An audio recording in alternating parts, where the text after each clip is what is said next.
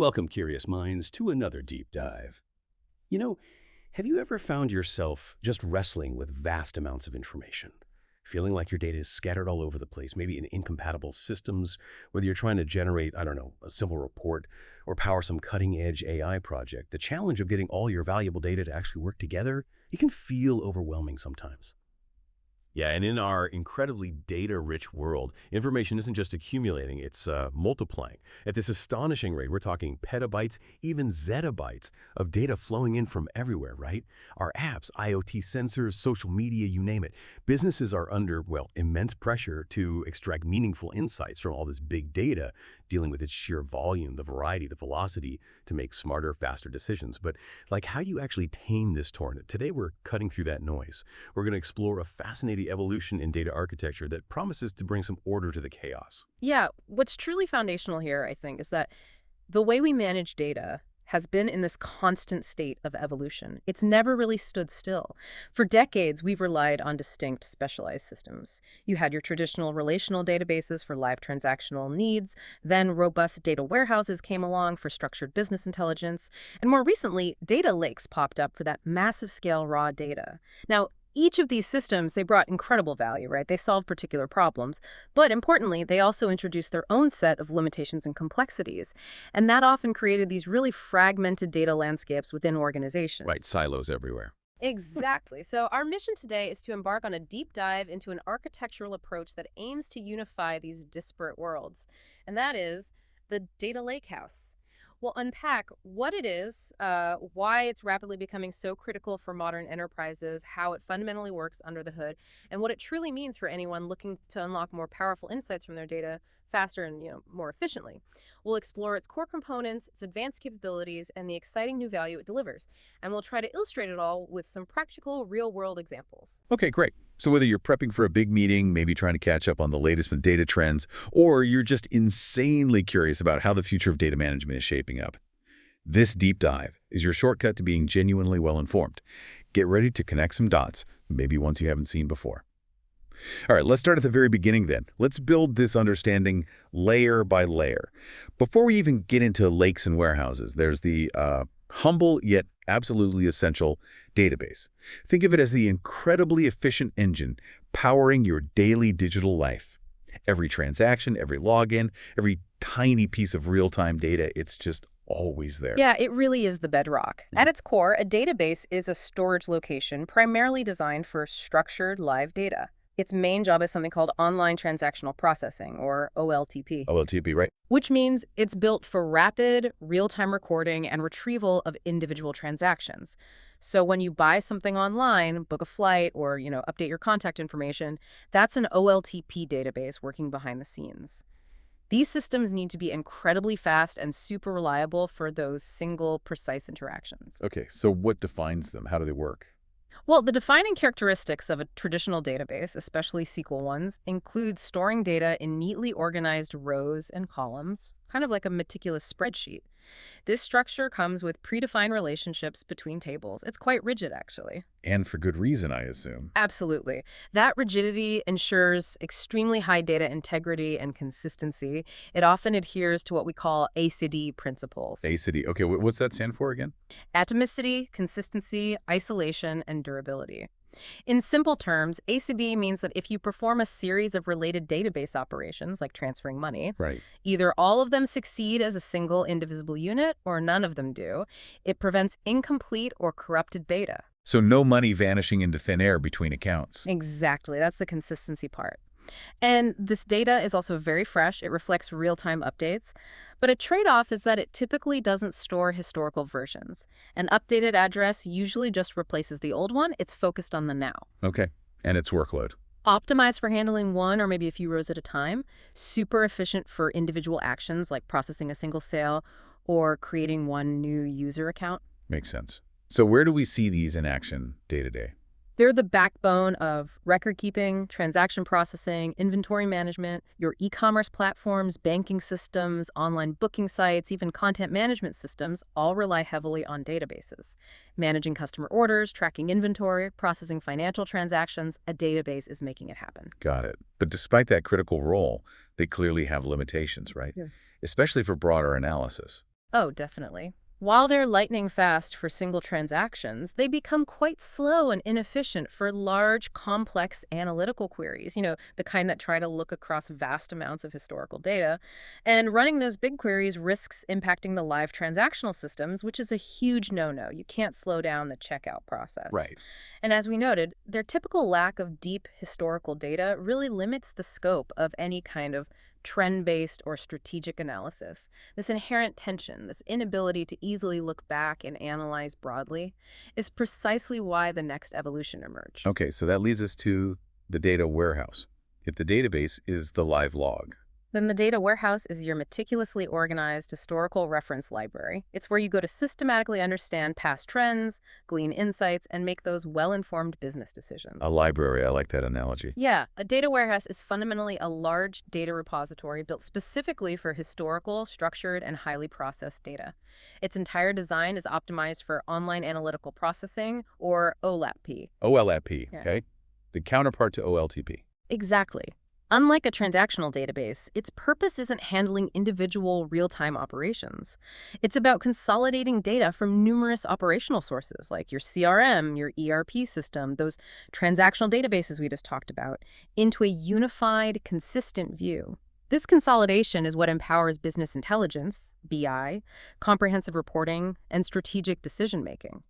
This concept, formalized by pioneers like Bill Inman back in the late 1980s, really revolutionized how organizations leverage their historical data. Its core value was creating that single, trustworthy source of truth for structured historical analysis. So how does it achieve that trustworthiness? What's the key characteristic? The defining characteristic is its schema on write principle. Schema on right. Okay. This means data is rigorously defined, cleaned, and transformed with a predefined schema before it's ever stored in the warehouse. This upfront structuring, it can be time-consuming, yes, but it ensures exceptional data quality and consistency. And that's absolutely vital for reliable reports and accurate BI. You need to trust the numbers. Right. And that process has a name, doesn't it? It does. It's known as ETL extract, transform, load.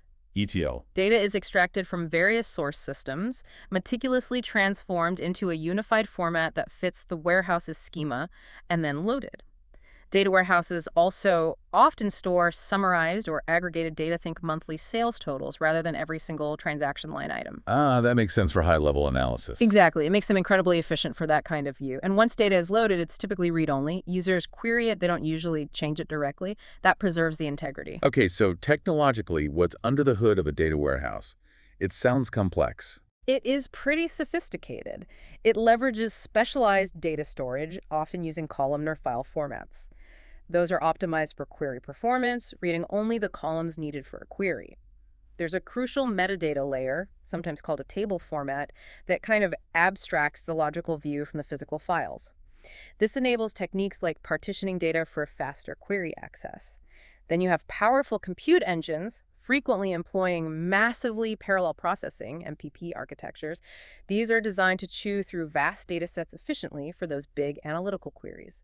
And finally, a catalog or metastore acts as a data dictionary. It maintains metadata about tables and schemas, which really helps with data discovery. Okay, so all those components work together to provide some key capabilities, right? Like security. Absolutely. Think about data governance and security. Features like row and column level security, role-based access control, encryption, detailed audit logging, they're usually baked right in.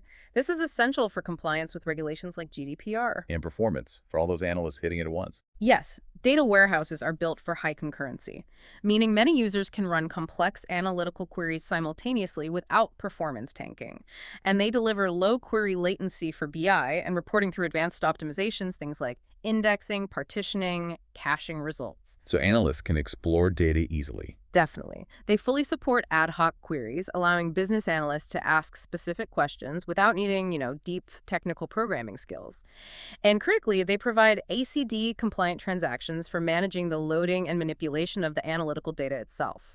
This ensures consistency even when the warehouse is being updated, which is fundamental for trusting your BI reports. Got it. And there are established ways of working with these, right? Best practices. Oh, yes. Things like extensive data modeling, using star or snowflake schemas, master data management, MDM, to maintain consistent core data entities, and ensuring referential integrity between data sets. And some examples of these systems. Sure, big names include Amazon Redshift, Snowflake, Google BigQuery, Microsoft Azure Synapse Analytics. They're really the traditional workhorses of corporate BI. But as we mentioned, they also introduced their own inherent design choices and, well, rigidities that started to show cracks as data exploded. Okay, so if the database is the journal and the warehouse is the organized library, where does the data lake fit in? You mentioned an ocean earlier. Yeah, the ocean analogy works pretty well. Imagine you suddenly have access to an entire untamed ocean of information, not just a curated pond or library. That's the data lake. A vast, unfiltered reservoir brimming with potential, but also, frankly, with its own set of challenges. So unfiltered is the key word here. Absolutely. A data lake is a centralized repository for literally any kind of raw, unfiltered data. That means structured tables like you'd find in a database, sure, but also semi-structured documents like JSON or XML, and even completely unstructured data images, videos, audio files, web server logs, anything goes. And the purpose isn't predefined. Exactly. The key differentiator here is that its purpose isn't strictly defined until the moment of analysis. This makes it incredibly flexible. It's ideal for advanced analytics, machine learning model training, real-time analytics, and exploratory analysis, where you often don't know the specific questions you'll be asking up front. You want to explore first. What drove the need for this? The warehouse sounds pretty good. It was a direct response to the big data explosion, that relentless flood of data characterized by its volume, velocity, and crucially, its variety. Traditional data warehouses, with their schema-on-write rigidity, simply couldn't handle this diversity and scale efficiently or affordably. Trying to ETL every type of data just wasn't feasible. Early innovations like Apache Hadoop provided the foundational distributed storage and processing capabilities needed to manage this new paradigm. Okay, so how does it handle all that variety? What's the core concept? The revolutionary characteristic is its schema-on-read approach. Schema on read, the opposite of the warehouse. Precisely. Unlike data warehouses, data is stored in its native raw format without a predefined schema being enforced up front. The schema, or structure, is applied only when the data is read or queried. This offers immense flexibility. You can essentially dump data in first and figure out how to interpret it later. Which changes the whole data loading process, right? No more ETL. Well, it favors an ELT, process, extract, load, then transform. ELT. Got it. Raw data is loaded into the lake first, and transformations happen later on demand for specific analytical needs. It accommodates virtually any data type, providing a single, cost-effective place for everything from customer records to IoT sensor data, social media feeds, even high-res media. And crucially, data lakes are designed for low-cost, virtually unlimited storage. They typically leverage cloud object stores like Amazon S3 or Azure Data Lake Storage, and they separate storage from compute, allowing you to scale each independently to manage massive data volumes affordably. Is there any structure at all, or is it just chaos?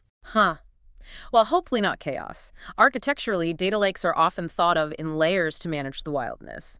You might have a raw data layer, maybe a standardized layer for cleansing formats, a curated layer for transformed data sets ready for consumption, and perhaps a sandbox area for experimentation.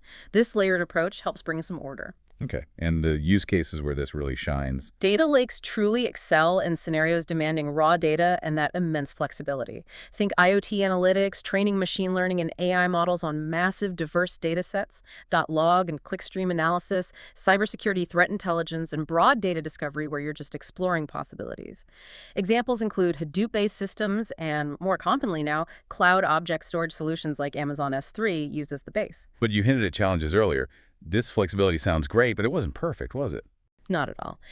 That very flexibility, while powerful, also came with its own significant set of challenges. And those challenges are what ultimately pushed us towards needing something new again.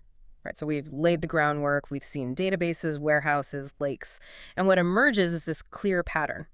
Each step forward solved problems, but introduced new ones. While data warehouses were fantastic for structured BI, they really started to hit significant hurdles in our rapidly evolving data world. It often felt like trying to force square pegs into round holes, especially with new data types. What were the main hurdles for warehouses? One of the primary limitations was their strict adherence to structured data. Remember that schema-on-write approach? Yeah. Well, they inherently struggled with the explosion of semi-structured data, like JSON, which is everywhere now, and especially unstructured data, images, audio, video. And these diverse data types are absolutely essential for modern advanced analytics, like sophisticated machine learning models or natural language processing. When a traditional warehouse couldn't handle these, organizations were forced to use other systems, usually data lakes, leading to these fragmented data strategies and just adding operational complexity. Two systems to manage, two places for data. And cost was an issue too, wasn't it? Oh, absolutely. That's another significant pain point: the high costs and the risk of vendor lock-in. Traditional RDBMS OLAP systems, whether you ran them on-prem or in the cloud, could be very expensive. Storing vast volumes of data, running computations, especially with those pre-aggregated tables and materialized views used to boost performance, it all adds up considerably to storage costs. This financial burden often limited the scope of analysis. You just couldn't afford to store everything. Plus, the proprietary formats used by many traditional data warehouses often led to vendor lock-in. That restricted your choice of tools, engines, capabilities to only what that specific vendor offered, made future architectural shifts really difficult and costly. And you mentioned data moving between systems. That caused problems too. Yes, the pervasive issue of data duplication and overall complexity. In these multi-tier architectures, data was frequently copied multiple times, maybe from operational systems to a data lake, then again from the lake into various warehouses or specialized data marts. This created intricate, often fragile ETL/ELT pipelines. Managing them became a nightmare. Such redundancy also leads to problems like data drift, where inconsistencies inevitably emerge between different copies of the same data. Right, which version's correct. Exactly. And it created a severe lack of centralized governance over these redundant datasets. Made it incredibly difficult to maintain a single, trusted source of truth. It just became messy. Okay, so the data lake seemed like the answer to that rigidity. Flexible, cheap storage. But you said it had its own problems. What happened when everyone rushed to build lakes? Well, that newfound freedom, as many organizations quickly discover, came with its own significant set of responsibilities. Without proper management, that vast reservoir of raw information could quickly become less of a valuable lake and more of a murky, unnavigable, well, the dreaded data swamp. The data swamp. Heard that term a lot. Indeed. The very flexibility of data lakes storing raw data with schema on read could be its undoing if not managed with discipline. Without robust data governance, comprehensive metadata management, and disciplined data quality practices, a data lake can rapidly devolve into an undocumented, disorganized swamp. This leads to significant risks: poor data quality, inconsistency, unreliability. It becomes incredibly difficult for users to find data, trust it, or leverage it for any meaningful insights. It just turns into a dumping ground instead of a valuable asset. And security was another worry. Huge concern. Security emerged as a major issue. Early data lake architectures, especially those built on Hadoop, were kind of notorious for lacking enterprise-grade security features out of the box. Securing raw, diverse data from sensitive customer info to proprietary sensor readings is inherently complex. It requires adding extra layers for granular access control, strong encryption, both at rest and in transit, and thorough audit logging to comply with regulations like GDPR or IAPA. This complexity meant the promise of open access was often at odds with the critical need for stringent protection. What about data reliability? Could you trust the data being written? That was another critical gap. Until quite recently, data lakes lacked practical ways to ensure ACID compliance at scale. That's atomicity, consistency, isolation, durability we talked about with databases. Right. Crucial for transactions. And crucial for data integrity in general, especially when multiple users or processes were trying to write data simultaneously. Without ACID guarantees, you couldn't be sure a series of operations completed entirely, or that concurrent writes wouldn't corrupt your data. This made it really difficult to build truly reliable downstream applications, like critical business dashboards or robust ML models, directly on a data lake. You just couldn't be 100% sure the data was consistent. And performance for things like BI. Was the lake fast enough? Often, no. While data lakes offered incredibly low-cost storage, early architectures frequently prioritized volume and affordability over query performance. This created a significant trade-off between performance and cost. It made them less than ideal for low-latency BI and reporting where users expect near-instantaneous results. Trying to run complex, interactive BI queries directly on raw, untamed data in a lake was often a pretty frustrating experience. Slow queries were common. And who could actually use the data? Was it accessible? That was the final piece, the complexity for business users. The very nature of raw data often made it inaccessible or just too complex for typical business analysts. Analyzing it frequently required specialized skills, data scientists, data engineers comfortable with code and complex data manipulation. This created a kind of chasm between the data and the business users, who preferred that curated, structured data ready for their reports and dashboards. So while the data was there, its democratization, making it usable by everyone, was still a distant dream for many. Okay, so it sounds like a classic case of solving one problem and creating another. Exactly. If we connect all these points, it becomes clear. Both architectures, warehouses, and lakes, while powerful in their own domains, left this critical gap. Organizations found they needed the structured reliability and consistent performance of a data warehouse, combined with the flexible scalability and raw data access of a data lake. And crucially, they needed this without the added complexity, the exorbitant cost, or the persistent data quality headaches that came with trying to duct tape these two disparate systems together. This raises the important question, can we actually bridge this divide? Can we have the best of both worlds in a single, unified system? And the answer, I assume, is leading us to the main topic today. The answer, as we'll explore next, is yes, and it's called the Data Lakehouse. All right, so that quest for a unified, better way, for that elusive both-and solution, has led us to this powerful new contender, the data lakehouse. Now, you hear the term, and it sounds maybe like just a marketing buzzword, but you're saying it's more than that. It's a real architectural shift. It absolutely is. It's not simply a fancy name. It represents a fundamental architectural shift that aims to be your kind of one-stop shop for all data needs, truly unifying operations that were previously siloed and complex. Okay, so define it for us. What is a data lakehouse? The Data Lakehouse is a new architectural approach explicitly designed to provide the benefits of both a traditional OLAP data warehouse and a flexible cloud data lake, all while addressing their respective challenges head-on. At its heart, it's a data management system built upon low-cost, directly accessible object storage, the kind you find in a data lake, like S3. But here's the revolutionary part. It then incorporates traditional analytical database management and performance features, things like ACID transactions, data versioning, auditing, query optimization, directly on top of that lake storage. Ah, okay. So warehouse features on lake storage. Precisely. The core goal here is profound: to eliminate the need for complex, costly, and often unreliable multi-tier architectures. By unifying both data warehousing, BI reporting, and advanced analytics, ML, AI, data science workloads onto a single coherent platform. Imagine not having to constantly move and transform data between different systems, reducing complexity, ensuring consistency. That's the aim. That sounds ambitious. How does it actually achieve that? What's the foundational thinking? What's truly fascinating here is how the Lakehouse achieves this. It's by rethinking how data is stored and managed at a fundamental level. It's all about combining the flexibility and cost-effectiveness of open formats with the robust features traditionally found only in highly curated proprietary systems. Open formats. Tell me more about that. This is a key differentiator. It's open data architecture. The core concept is that your data is stored in open file formats, think Apache Parquet or ORC, which are highly efficient for analytics. And then, crucially, it's managed by open table formats, technologies like Apache Iceberg, Apache Hudi, or Delta Lake. Okay, Iceberg, Delta Lake, hearing those names more and more. Right. And these aren't proprietary formats locked to one vendor. They reside in your own low-cost cloud object storage, your S3, your Azure storage, your Google Cloud Storage. The immense benefit of this approach: it completely avoids vendor lock-in. That's huge. It is.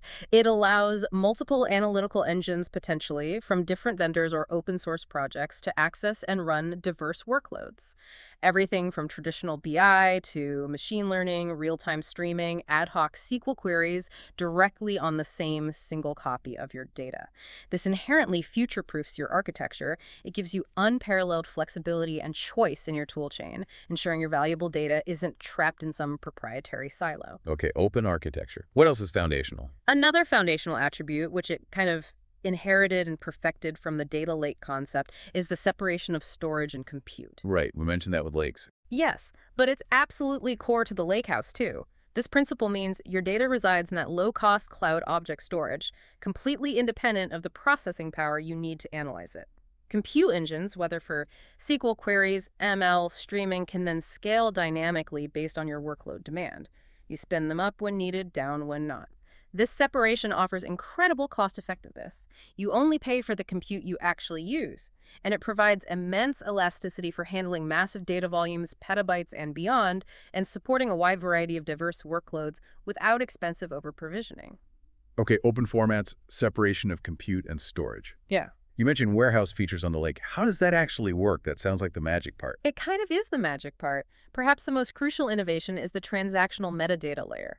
This is where a lakehouse truly transforms a raw object store into a highly managed data system. A system like Delta Lake or Apache Iceberg sits on top of your cloud object storage. It maintains metadata that defines precisely which underlying data files constitute a specific version of a table at any point in time. Ah, so it tracks the files that make up the table. Exactly. And this metadata layer is what implements those critical data management features we expect from a data warehouse. AC transactions, robust data versioning, auditing capabilities, all while the actual data files remain in your low-cost object store. It brings database-like reliability to cloud storage. Can you break down the components involved there? Sure. So the data storage itself, as we said, is typically cloud object stores like S3, Azure Storage, Google Cloud Storage, offering infinite cost-effective capacity for any data type. Then there's often a storage engine component. This handles critical background tasks like compaction, merging small files into larger ones for efficiency, repartitioning, maybe indexing basically, keeping the underlying data files tidy and optimized for queries. A catalog or metastore is vital for search and discovery. It keeps track of table metadata names, schemas, pointers to the table format metadata, like the Iceberg or Delta logs. Examples might include Project Nessie or AWS Glue catalog. And finally, the compute engine. This is what actually processes the data efficiently based on the workload type. You might use a SQL-based engine like Dremio Sonar or Prestatrino for ad hoc queries in BI, while something like Apache Spark might be preferred for heavy-duty machine learning tasks or data transformations. You can pick and choose the compute engine. Yes. The modularity is key. You pick the best tool for each specific job, and they all operate on the same consistent data managed by the table format and metadata layer. Okay, this is starting to click. So what does this all mean for me, the user? It sounds like it's bridging those gaps we talked about earlier. It really is. It means the Lakehouse truly takes on the demanding requirements of a traditional data warehouse reliability, performance, governance, and combines them with the raw flexibility and scale of a data lake, making them work together beautifully and reliably. Let's delve into those game-changing capabilities then. You mentioned ACID. First and foremost, yes. A data lakehouse ensures AC compliance. Atomicity, consistency, isolation, durability, guaranteed for all read and write operations, even with concurrent access. This is absolutely critical for data reliability. Think about your downstream BI dashboards or ML models you need to trust the data they're using is accurate and consistent. Right, no more inconsistent reads. Exactly. It supports multi-statement and multi-table transactions, allowing complex operations to succeed or fail as a single unit. And it provides transaction rollback capabilities via snapshots. So if a data load goes wrong, you can instantly revert to the previous reliable state. This level of transactional integrity was a major weakness of traditional data lakes. Okay, ACD is huge. What about governance and quality? The data swamp problem. Building on that reliability, data quality and governance are core to the Lakehouse philosophy. It thoughtfully adopts tried and true data warehousing best practices. This means robust governance and security policies are baked in. Fine-grained access control, rule-based filtering, column-level masking using tools like Apache Ranger plus encryption and comprehensive audit logging. This ensures you can comply with strict regulations like HIPAA and GDPR, giving you confidence in your data's integrity and security across all workloads, whether it's raw data or curated. What about changing things over time? Business needs change, schemas need to evolve. That's another area where it shines. Schema and physical layout evolution. Business requirements are constantly changing, right? Your data architecture needs to adapt without breaking everything or requiring massive downtime. A data lakehouse allows for seamless, non-disruptive changes to internal table schemas, adding, dropping, renaming columns, and even evolving partition layouts over time using simple SQL operations. Without rewriting the whole table. Often, yes. Crucially, these changes frequently don't require costly full table rewrites, which can be a huge operational burden in traditional systems. For instance, Apache Iceberg's hidden partitioning allows you to modify how data is organized physically on disk without impacting existing queries that don't use those partition columns. That's a significant operational benefit. Performance is still key for BI users. How does it handle that? It delivers high concurrency and low query latency. It's designed to scale workloads to handle many users and queries in parallel, maintaining consistent performance for even the busiest BI dashboards. It leverages sophisticated optimization techniques inherent in the table formats and query engines, things like partitioning, compaction, clustering, indexing.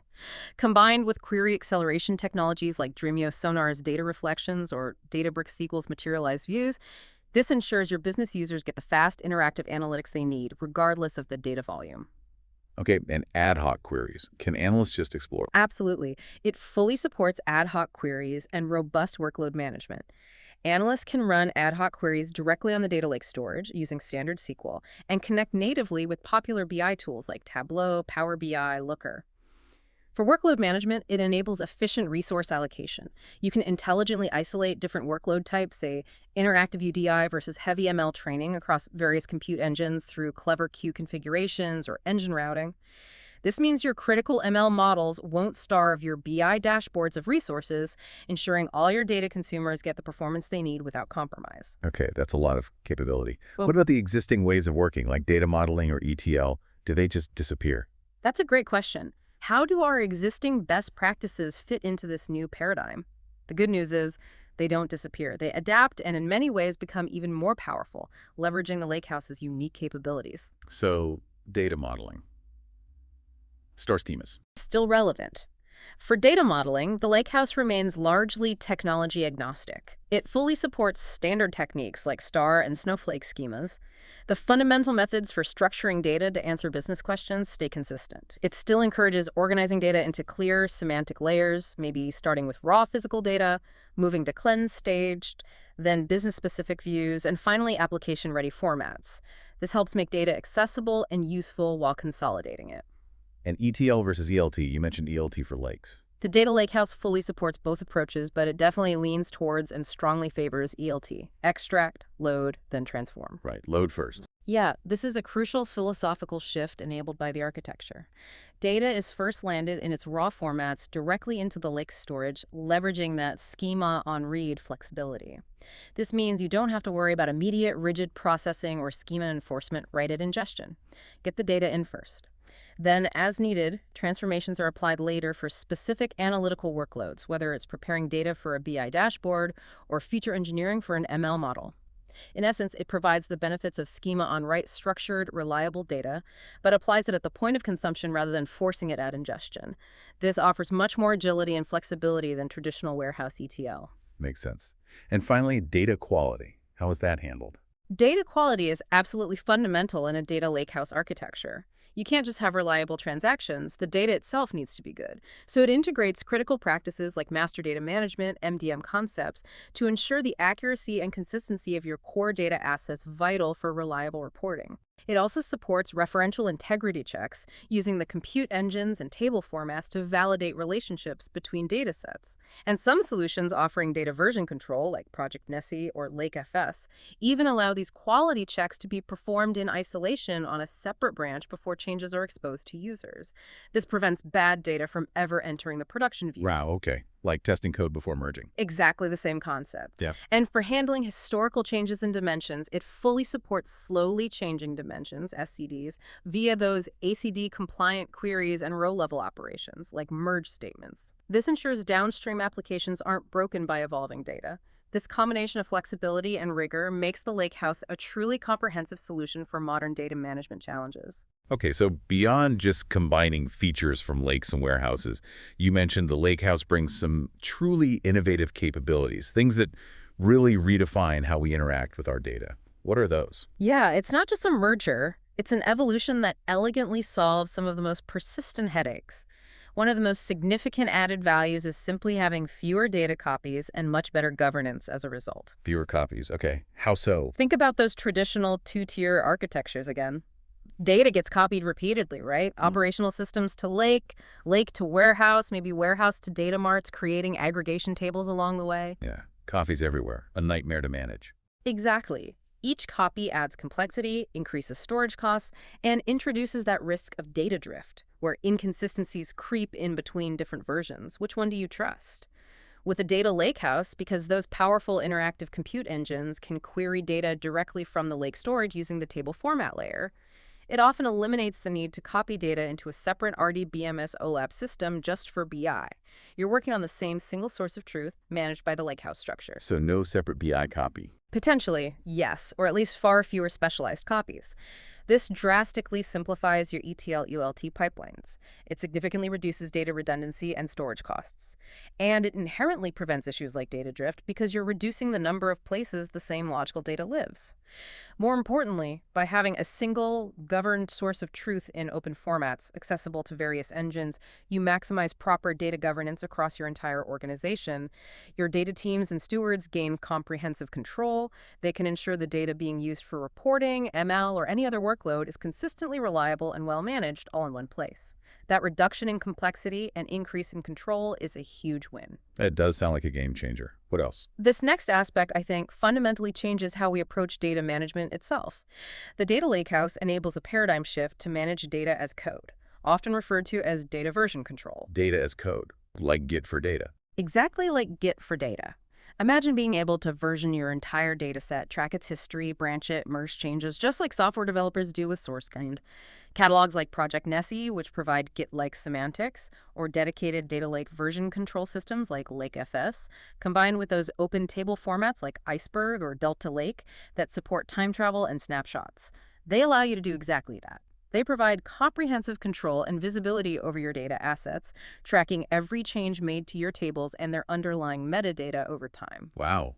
What are the benefits of doing that? The benefit is profound. You can create isolated data environments, just like creating branches in Git for development or testing purposes.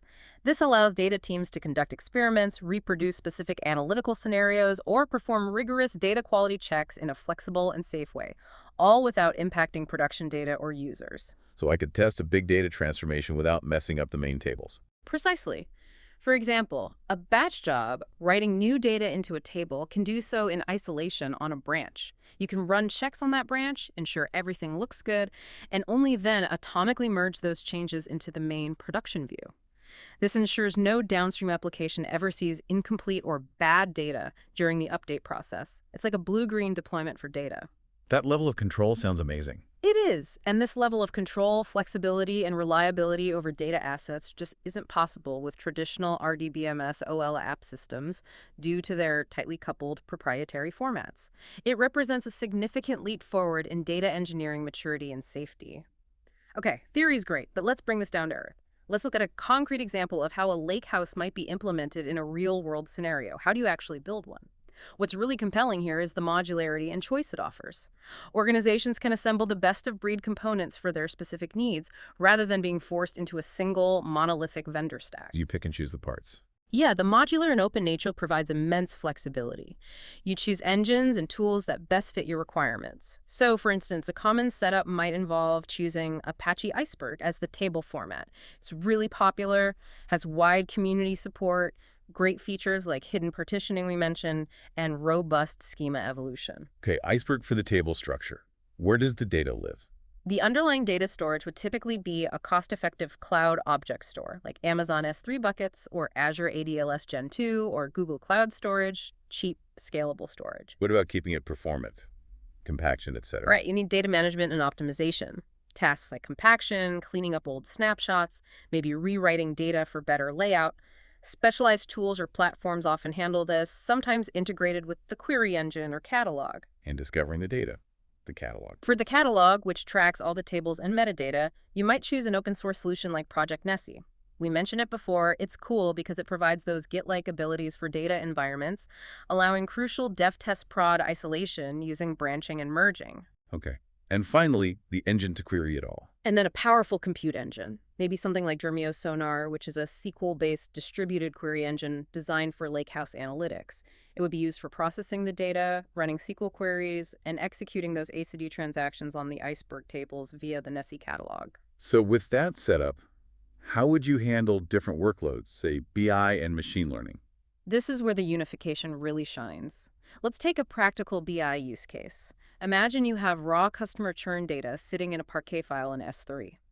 Using your compute engine, like Dremio, you could easily create an Iceberg table directly from that Parquet file with a simple SQL command. Maybe create table churn data as select from piece3.path to churn.parquet. Then you can build a BI dashboard using tools like Tableau or Power BI, connecting directly to that churn data iceberg table via the compute engine. You could leverage live query mode or use the engine's acceleration features for high performance. Without moving the data to a separate warehouse first. Exactly. No need to move or copy the data just for reporting. Now, let's think about a machine learning use case. A data scientist wants to train a churn prediction model. They can use tools like Apache Spark and scikit-learn to work on that exact same churn data iceberg dataset directly from the data lake, accessed perhaps through the same catalog. The same data the BI tool is A using. very same logical table, yes. This is a critical advantage. You don't need to export data, create separate copies, or maintain complex, redundant ETL pipelines, specifically just for ML. Because the data is in an open table format like Iceberg, it's directly accessible by various compute engines, Spark in this case. It makes it seamless for data scientists to work with fresh, governed data. The outcome is clear. This architecture demonstrates incredible versatility. You can run concurrent BI and ML workloads on shared, consistent data. It significantly reduces data movement, duplication, and ETL complexity. It just leads to a much more streamlined and efficient analytical workflow overall. That makes a lot of sense. But implementing this, it sounds like more than just picking technologies. What are the critical design considerations? Where does the rubber meet the road for an organization trying this? You're absolutely right. Implementing a lakehouse isn't just about the tech stack. It's profoundly about people, strategy, and careful planning. It touches everything from business goals to staffing. So where do you start? Critical design always begins with understanding user needs and overall scalability requirements. Any data solution, whether it's a warehouse or a lakehouse, must start by addressing actual business and user requirements. What problems are you trying to solve? The architecture needs to be durable, consistent uptime, no data loss, and it absolutely must accommodate expanding data volumes, including structured, semi-structured, and unstructured data, without requiring a complete re-engineering every few months. You need that forward-thinking approach for adaptability. The security is always a big one. How does that fit in? Security and compliance are non-negotiable. They have to be an integral part of the design from day one, not bolted on later. This includes comprehensive encryption, at rest, in transit, robust network-level security, granular access control mechanisms, adherence to compliance standards, PCI DSS, HIPAA, CCPA, GDPR, necessitates careful handling of sensitive data. In the Lakehouse context, this means building strong governance and security policies directly into that transactional metadata layer and the access controls of the compute engines, ensuring protection right at the source. What about the risk of it just becoming another data dump, like the data swamp problem? That's a crucial consideration, avoiding data dumping. Despite the ingestion flexibility offered by lakes and lakehouses, it's a mistake to arbitrarily load vast amounts of data without proper governance or a clear purpose. Just because you can load anything doesn't mean you should. Doing so invariably leads back to redundancy, untrusted data, poor query performance, and significant compliance risks.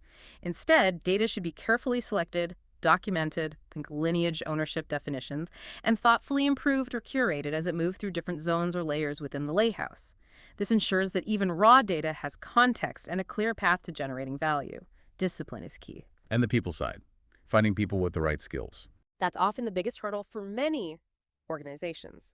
Addressing the skills gap, there's a widely acknowledged shortage of professionals with deep experience in modern data lakehouse technologies and the surrounding ecosystems, Spark, Iceberg, cloud platforms, etc. The most effective approach many successful organizations find is cross-training existing data management personnel. Your DBAs, your data warehouse developers, your BI analysts empower your current team. They often enjoy learning new skills, and it avoids the challenge of finding scarce new hires. Additionally, engaging experienced consultants can be really crucial, especially early on. They can reduce risk, accelerate delivery, and importantly, facilitate valuable knowledge transfer to your internal teams. At the end of the day, it's a combination of smart strategy, choosing the right technology components, and critically, investing in your human capital that truly drives successful lakehouse adoption. So if we connect all these threads, look at the bigger picture. The evolving data landscape isn't really about one technology completely replacing another. That rarely happens cleanly. It's much more about smart integration and finding the right tool or combination of tools for the right job. The death of the data warehouse has been greatly exaggerated many times over the years. It's more about evolution and intelligent coexistence. So warehouses aren't going away entirely. Not necessarily. In reality, most large organizations operate in hybrid realities. They skillfully use a combination of systems, traditional databases for transactions, maybe robust data warehouses for highly curated financial reporting, and expansive data lakes or lakehouses for broader analytics, ML, and raw data exploration.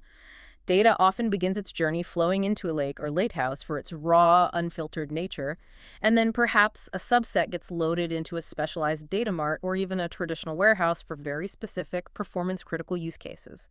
The key insight is understanding that these systems can complement each other rather than competing for exclusive dominance in every scenario. So the future is more about flexibility. Exactly. Future-proofing your data architecture means building a system that can gracefully change with your organization's evolving needs, rather than chasing some mythical, perfect, static solution that will be obsolete next year. This emphasizes modularity and adaptability, leveraging cloud-native tools that separate storage, compute, and cataloging, just like the Lakehouse promotes. This architectural flexibility is rapidly becoming a significant competitive advantage. The data lakehouse, with its open formats and decoupled components, is perfectly positioned to enable this kind of agility. It even lends itself well to more advanced organizational concepts like the data mesh, where separate cross-functional teams own end-to-end data products using the lakehouse infrastructure to facilitate easy and governed data sharing across an enterprise. Okay, so given all this, how does an organization choose? When should you use which architecture? Can you break that down simply? Let's try. It really depends on the primary use case. You should probably stick with a traditional database for online transactional processing, OLTP. When you need to store live, structured data, manage real-time transactions reliably, and maintain meticulous records for operational applications. Think order entry, customer updates. Okay, database for OLTP warehouse. A data warehouse, traditional or cloud-based, remains an excellent choice for online analytical processing, OLAP, especially when you need to analyze historical, highly structured, pre-integrated data, powering traditional BI, generating standard financial reports where upfront data quality and consistency are absolutely paramount. And the data lake, just raw But spec. data lake, often the foundation under a lakehouse now, is ideal when your primary need is storing vast amounts of raw, unfiltered data structured, semi-structured, unstructured. When you're focused on advanced analytics, ML/AI model training directly on raw data, IoT analytics, or broad data discovery where the schema isn't known up front, and you need maximum flexibility at ingestion. And finally, the data lakehouse. You should seriously consider a data lakehouse architecture or a hybrid approach incorporating its principles when you have diverse users, data engineers, data scientists, BI analysts, all needing access to the same data but with different requirements. They need both the immense scalability and flexibility of a data lake combined with the control, performance, and robust governance features of a data warehouse. It's also the right path when you anticipate needing constant architectural adaptability to stay ahead of evolving business and technological demands. It's about harmonizing those strengths into a cohesive, manageable whole. That's a great summary. So after this deep dive, exploring the foundations and the cutting-edge future of data architecture, here's a thought for you, our listeners. What data challenge are you facing right now that an open, unified architecture like a data lakehouse could potentially help you unravel? It's definitely something worth pondering as you navigate your own data journey. Hashtag tag outro. Well, we've certainly covered a lot of ground today. We've journeyed through the intricate evolution of data architectures, from those humble yet mighty transactional databases to the robust historical data warehouses, the expansive and flexible data lakes, and finally arriving at this innovative, unified vision of the data lakehouse. Yeah, and hopefully it's clear the data lakehouse isn't just another buzzword floating around. It's a powerful and, I think, practical approach that directly addresses the core challenges many face in modern data management. It really offers that unparalleled flexibility to store any type of data, combined with the robust governance you need to actually trust that data, and the high performance required to derive deep, actionable insights from it. And all of this while fostering an open, agile, and generally more cost-effective environment. It gives organizations a much clearer path towards smarter, more unified data operations. Absolutely. Hopefully this deep dive has given you, our listeners, a clearer map for navigating your own data journey. Keep exploring, keep learning, and definitely keep asking those tough questions as you encounter your own data challenges. And remember, here on the Data Benders, we believe that in the world of data, the only thing better than collecting information is connecting it and shaping it. So go forth and bend that data to your will-building bridges, not silos. This has been another deep dive. Until next time, stay curious.